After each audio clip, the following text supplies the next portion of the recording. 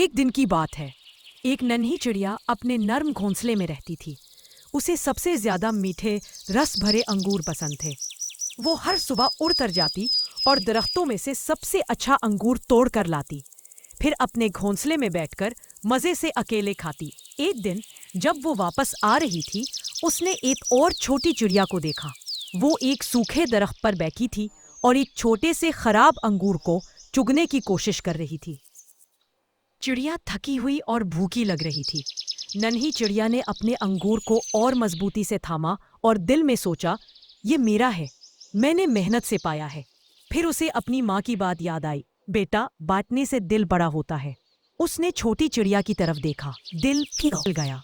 वो आहिस्ता से उड़ी और अपने अंगूर का आधा हिस्सा नीचे गिरा दिया। छोटी चिड़िया ने खुश होकर चहचहाया और शुक्रिया अदा किया।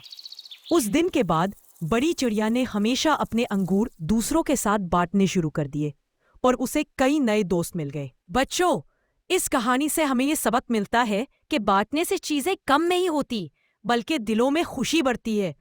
अगर वो चिड़िया अंगूर अकेले खा लेती तो बस पेट भरता, मगर जब उसने बांटा तो उसका दिल भी खुश हो गया और उसे एक अच्छा दोस्त भी मिल गया। जब हम बांटते हैं तो हम सिर्फ चीजें नहीं देते, हम मोहब्बत देते हैं। अगर आपको ये बात अच्छी लगी हो तो लाइक करें, सब्सक्राइब करें और अपने दोस्तों के साथ शेयर करना ना भूलें।